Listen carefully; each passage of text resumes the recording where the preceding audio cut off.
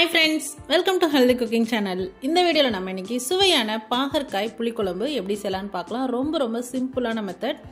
இது என்னோட பாட்டி அம்மாவோட ஸ்டைல். எங்க வீட்ல எப்பவுமே இப்படி தான் செய்வோம். அதை நான் இன்னைக்கு உங்களுக்கு எல்லாத்துக்கும் செஞ்சு காமிச்சிருக்கேன். வாங்க வீடியோக்குள்ள போலாம்.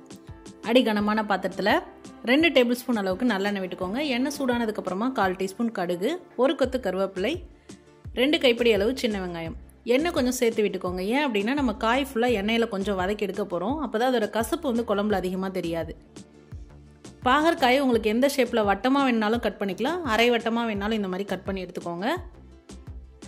காய் நல்லா வதங்கிட்டு இருக்கட்டும். இதுக்கு இடையில நம்ம ஒரு பேஸ்ட் ரெடி பண்ணிக்கலாம். அரை மூடி தேங்காய், 2லேருந்து 3 டேபிள் ஸ்பூன் அளவுக்கு நம்ம உடச்ச கடலை சேர்த்துக்கலாம். நமக்கு எந்த அளவுக்கு கிரேவி வேணுமோ அந்த அளவுக்கு நம்ம சேர்த்துக்கலாம். ரொம்ப ஜாஸ்தியாகவும் சேர்த்தோம் அப்படின்னா டேஸ்ட் மாறி போயிடும். கொஞ்சம் தண்ணி விட்டு நைஸாக அரைச்சி எடுத்துகிட்டு வந்துடுங்க.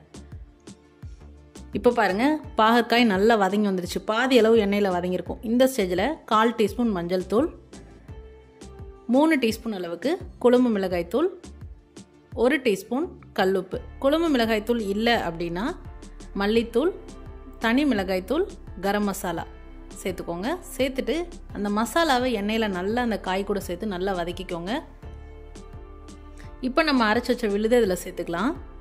சேர்த்துட்டு கூடவே உங்களுக்கு குழம்பு எந்த அளவுக்கு தண்ணி வேணுமோ அந்த அளவுக்கு தண்ணி சேர்த்துக்கோங்க.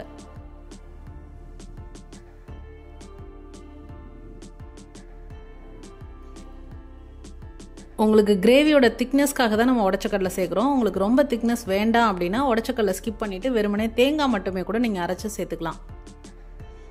இப்போ நம்ம சேர்த்த விழுது எல்லாத்தையும் சேர்த்து நல்லா கலந்து விட்டுட்டு நல்லா கொதிக்க விட்டதுக்கப்புறமா பாகற்காய் நல்லா வெந்து வந்திருக்கும். 70 to 75% வெந்ததுக்கப்புறமா ஒரு பெரிய நெல்லிக்காய் சைஸ் அளவுக்கு புளியை ஊற வச்சு அதில் தண்ணி எக்ஸ்ட்ராக்ட் பண்ணி இதில் சேர்த்துட்டு நல்லா கொதிக்க விட்டுறணும். புளியோட பச்சை வாசனை போகிற அளவுக்கு கொதிக்க விட்டு ஸ்டவ் ஆஃப் பண்ணிடலாம்.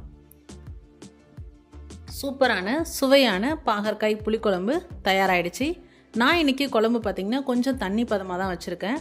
உங்களுக்கு நான் ஏற்கனவே சொன்னது போல் கிரேவி டெக்ஸ்சர் நல்லா திக்காக வேணும் அப்படின்னா தண்ணி சேர்க்குறத கொஞ்சம் குறைச்சிக்கிட்டிங்க அப்படின்னா சரியாக போயிடும். அவ்வளோதான் ஃப்ரெண்ட்ஸ், இந்த வீடியோவில் நம்ம